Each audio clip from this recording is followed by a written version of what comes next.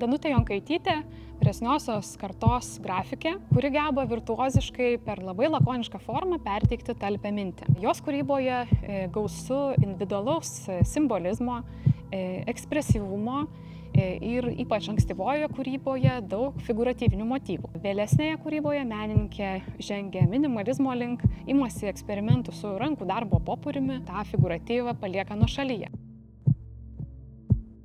Tačiau čia mes turime būtent jos ciklą Vyro galva, kuris ir ženklina jau tą besikeičiantį menininkės braižą ir yra, tarsi jos ankstyvojo kūrybos etapo užbaigimo akcentas.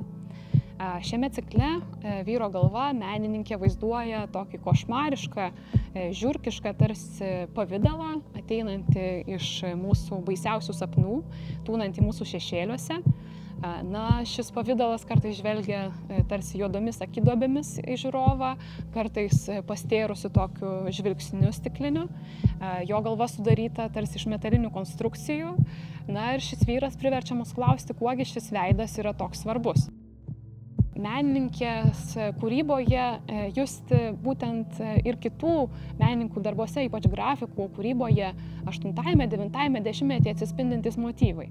Šiuo laikotarpiu grafikai atsigręžė į savo vidinį pasaulį, atsiribojo nuo sovietmečių vyravusio viešoje erdvėje sąstingio ir ėmėsi dažnai būtent savo kūryboje vaizduoti įvairius sapniškus motyvus.